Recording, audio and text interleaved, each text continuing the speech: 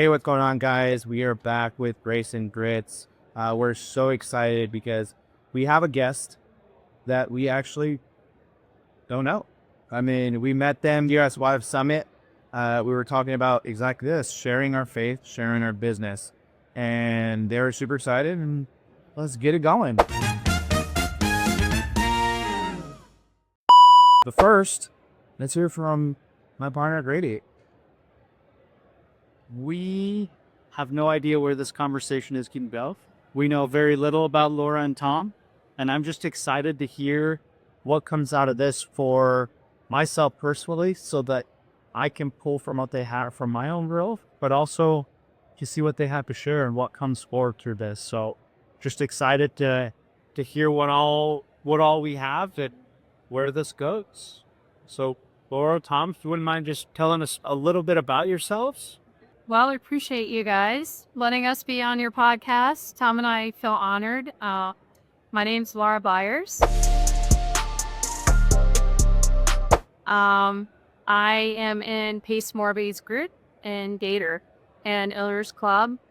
And we are lenders. We focus on EMD and transactional lending. And then we also do hard money lending. So if you fix and flip loans or DSCR loans, we do that as well. So that's the short of our lending side of the business. And then I plan to move into co-living to help solve the affordability and housing crisis. I'd like to play a part in helping people have a decent place to live and save a little money in their pocket. Yeah, we really appreciate you guys giving us the opportunity just to share a little bit of advice. So it's on Tom's triple. We started a company called Family Fusion. She's my sister-in-law a year and a half ago. We now have her husband, the forces RTC, and our ex and tech lead. Our cousin, who is our CFO, Marsh, and her two of the kids, Addison and Avery, are from high school and just out of college, and they're working as interns, working with us to learn a little bit about real estate investing and what does that mean, and how they can get called. And Addison is doing some door knocking in Tucson. So just starting to figure out what we are as a family, working together. He's been working really well. Not always can you work with your family, right? But it's been working on the. That's incredible. I think we've had Rob Harris, which he has his son to his wife.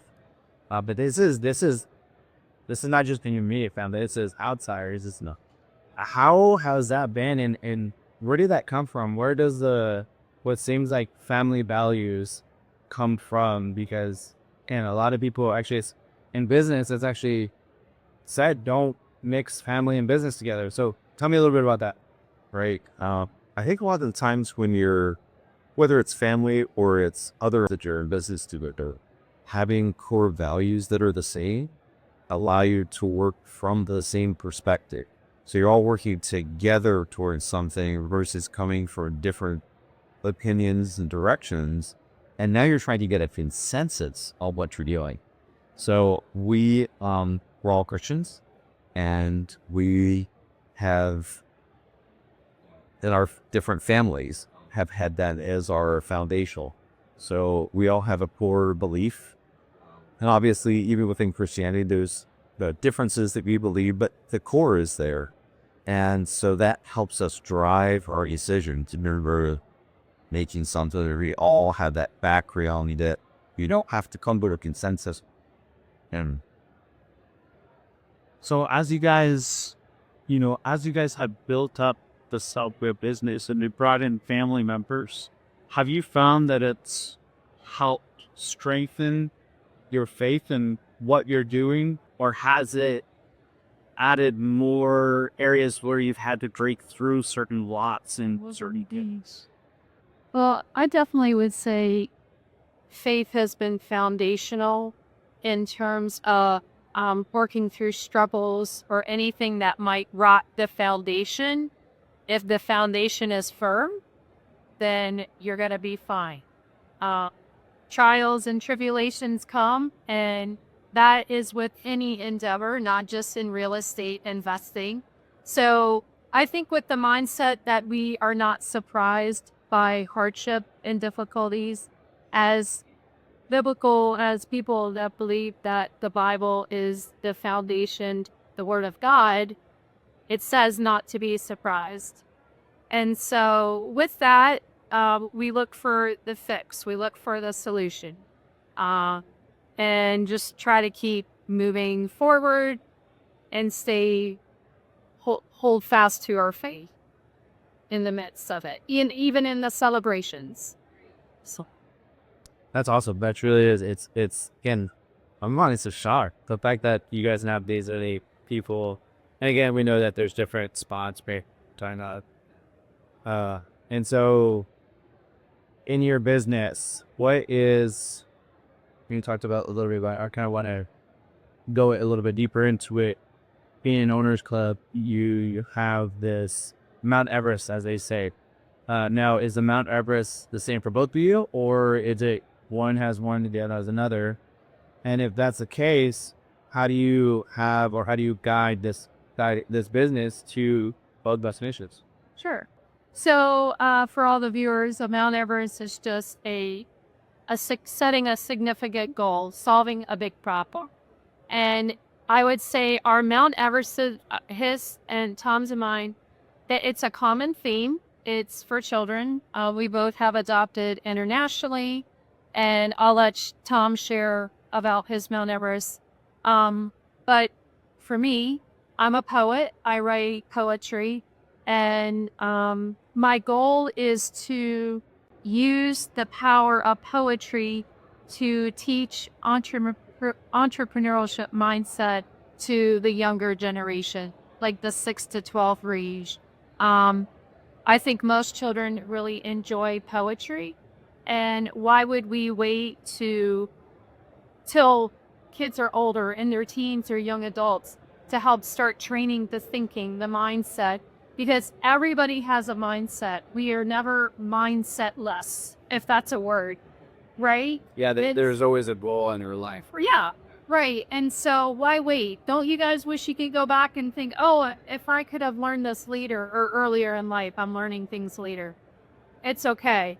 But it's my goal to serve the community that Pace has created. With this, it would be a published book. And then, of course, the broader United States and the world, in serving, giving a tool to parents to start teaching this for their kids. Yeah, so mine is definitely grounded in kids too. We have a national issue that nobody really moves about, and it's that these kids who have been displaced out of their homes for whatever reason and have not been put into a foster care home with mom and dad are in limbo. And here in Texas, where we are today, there's over 10,000 kids that are in that window, and they're living on cots and warehouses, office buildings. They're in makeshift foster care bungalows. I heard reports that some of these homes have been taken over by gangs.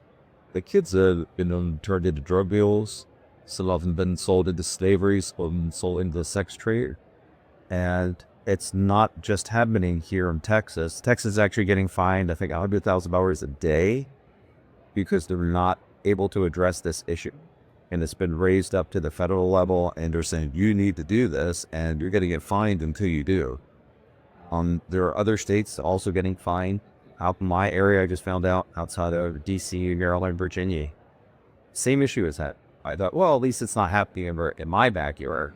It's just the border country or the border states, or it's just this area, or it's just the high crime area, or things like that. But it's all over the U.S. So my Mount Everest is, in the next 5 years, to be able to place 5,000 kids into a place. Instead of being in limbo, they're actually going to have a bed. They're going to have a bed. They'll have possessions that are theirs. They'll have places to go play, and in a secure environment. So it's going to take a a huge tribe to do that. We're starting to build that tribe. We found a lot of our people with the same mindset here this past weekend. So it's exciting. We're going to be setting up some kind of Facebook page that you'll start pulling those people together under the tribe. So the goal isn't to stop there. That's just to get us kickstarted. You need to address this all over the U.S. And this is a lifetime book. It's been exciting to meet certain people who have the same desire. And so that's where I'm heading.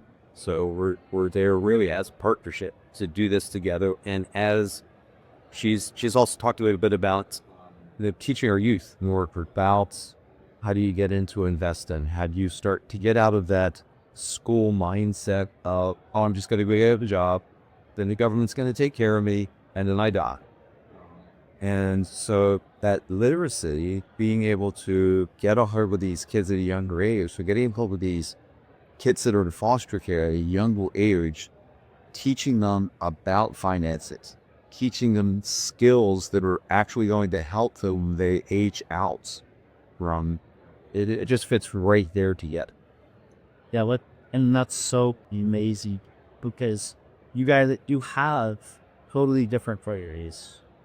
You guys have come together to work together. You're not only building up your vision, you're building up each other. And you're growing each other in both for your faith in your business, and they're doing it with common goal, and you're doing it from heart. And I don't know if you guys can hear it or can see it. The passion that comes out of both of them just when they talk about it. It's get me teary-eyed here. It's so cool to see. I'm proud of you guys for standing up and going after this passion that's unbarred. You for coming into this podcast and just sharing it with us. It's really been something that Pace has really driven us over this past year as well to identify, no matter what you believe, what has God put you on this earth to is. If you don't step up and do that, the world now has a hole of something that's not getting fixed. Is I had the ability to work with these kids and give them something that they don't have now, and I don't do that, those kids aren't going to get their service. God might pull somebody else and put them in my place because I didn't step up, but I have that ability and I should be doing. That's been put in your heart. And actually I love ISI. And again, it's something I would have not know if it not were for Pace pointing it out. And that's how in this conference, at the SWAT Up Summit, how they organize every day, every speaker for a specific order. And the last speaker for today was that David Hawkins.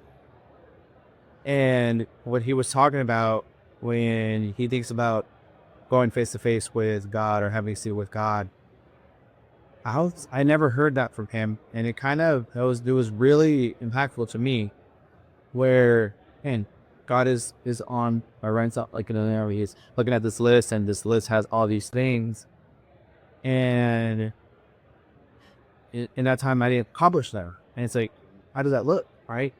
He has given us incredible gifts to serve, to communicate, to pull capital, whatever it may be that God has given us that gift. That's our responsibility to say, hey, I am your tool. I am your servant. I am going to be the one that you tell me to go, whether I go right, left, straight. I need your guidance. And so my next question comes down to faith. How do you put your faith in God when things aren't going, when things seem really slow, and it's like, I'm doing all I can and it's still just not going? What do you do in that time? Just kind of break that down first.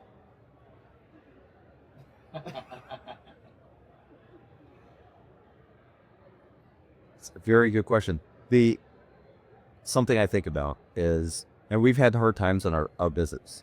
It's not always rosy. It's not like you do a deal and it turns out great. You lose money, and lose friendships with people you thought were your friends and you thought were your business partners. Yet you have to get back to who you are, and for us, who are we in Christ? Who has God made me to be? And am I doing things in my strengths, or am I doing things that God's strength? And it's not I'm just going to do one or the other, or I'm always doing one, or I'm always doing the other. But that's the growth of your faith. And as I grow in my faith, I am learning to be more reliant on His strength than to be relying on my strength. It's like when we have our kids and they're out there doing the thing and you're like, you're going to fall, you're going to hurt yourself. And if they had just asked us to help or listen, then they wouldn't be falling for the issue. And sometimes they need to. And we're built in such a way that, yes, we fall, but how are you going to get back at you? Are you doing it in your own strength? Are you letting God get you back? He's that loving Father that's like, just like David Goggins, and he ran over to the guy who was having a seizure today.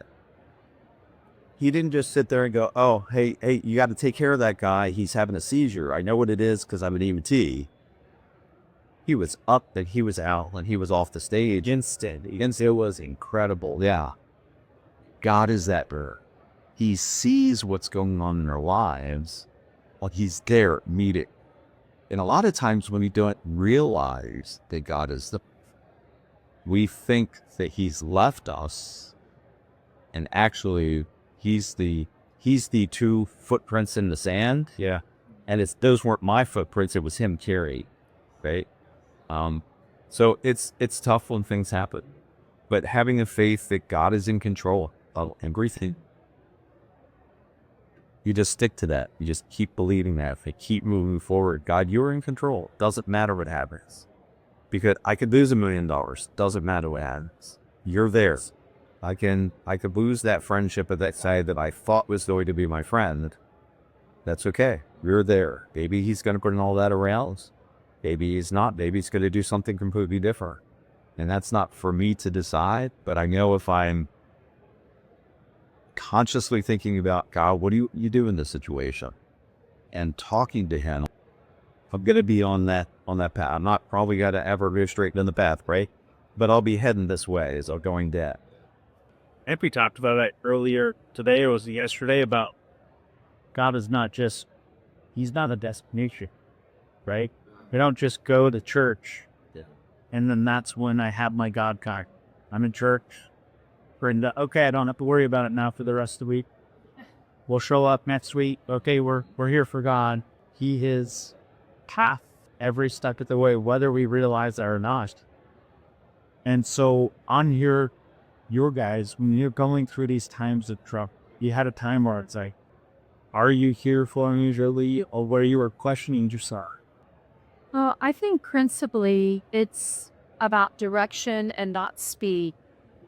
A lot of times we want to just get through the thing, but God has a purpose in our trials. And sometimes we have had some very challenging moments in our business.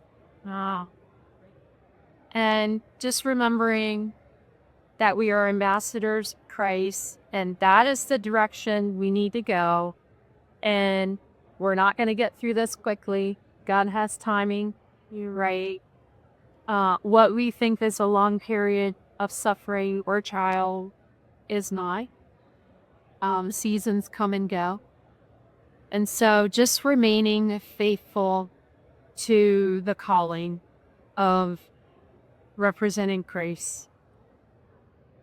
I love that. Randy, want to touch a little bit and give a little bit of story time here. When you're talking about how we can be like children, and God was a parent, right? I was in Mexico a couple weeks ago with my family.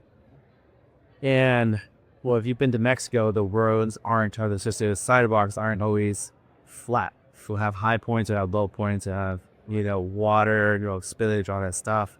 And so it was nighttime, and my daughter, she's 2 years old, She's very athletic. She walks fine, but as a parent, I see the danger in front of her, right? And it when you were talking about it, it was so clear in my head how you were describing it, and I was thinking about it. It's like God sees the things that are in front of us, far in front of us. My daughter only focusing what was currently in front of her. Well, I'm like, hey, there's water up there. I need you to grab my hand so you don't slip. But, like you said, sometimes we have to go through it. And so sometimes they don't listen to it. So she kept walking, and she with attitude. And when we do this, I honestly think this is why we have children, is because it's an example of us at a current moment with him. And so I keep telling her, hey, Ali, give me your hand. And I try to grab it actually at one point.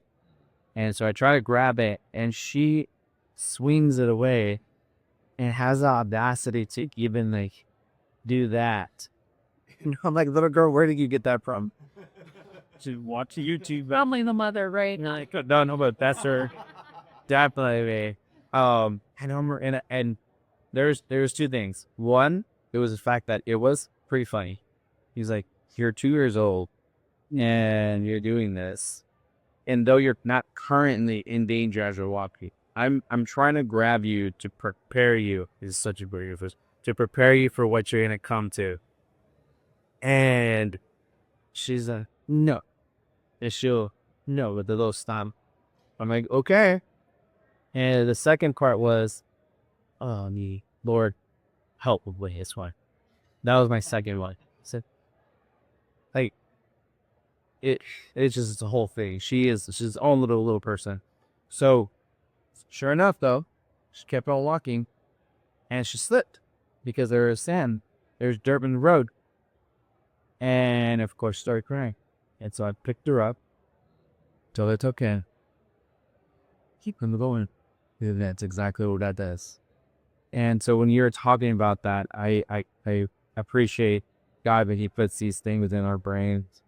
It's His way of speaking to us, and it's just a beautiful story. And though I love talking about it because it's so funny, it's a lesson that God continues to use to teach me through you, right? Actually, like just your story and how you said it, it was able to be created in a different manner to me to understand that as a parent, I can see up front, I can see far ahead, just as God, and we're so little ones so focused in our current situation. So you have this plan. Are you using social media, and how are you using it for weight advantage? Well, social media, I have posted at least 0 there. Thank you all for joining me on my first social media post. I really appreciate it. So I come out of a little bit of an industry that doesn't like to share. And so I also know my bend is that if I start flipping through things, cat video, dog video, well, look at the dolphin. Oh my gosh, they do that. And I will literally spend 2, 3, 4 hours. And I've known that about myself ever since social media has come out. And so I've said, nope, not going to happen. Even to the point of, honey, I don't want you posting pictures about me because I don't want people going, oh, that's where you get all the time.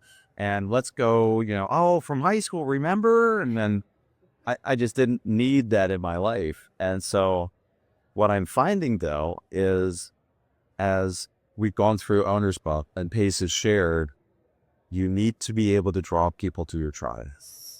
Oh, that hit me. I'm like, okay, I can get behind that.